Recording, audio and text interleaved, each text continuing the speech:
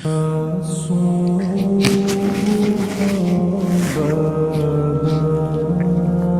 মনে হলো যে তিনি না জানি মুনাফিক হয়ে যাচ্ছে।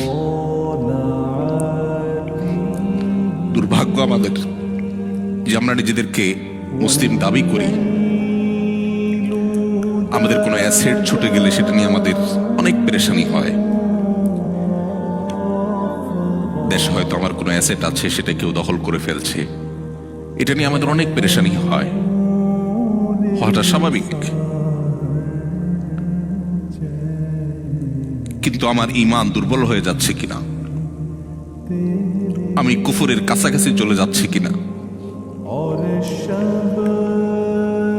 আমার ইসলাম দুর্বল হয়ে পড়ছে কিনা, সেটা নিয়ে আমাদের তেমন কোনো পেরেশানি হয় না, সেটা নিয়ে আমাদের কোনো চিন্তা হয় না। মুহাম্মদ সাল্লাল্লাহু আলাইহি সাল্লাম যখন উপস্থিত ছিলেন, মদিনার ইসলামী রাষ্ট্র, সমাজ, সোসাইটি যখন ছিল, সেরকম একটা দারুণ সোনালী সময় যখন ছিল,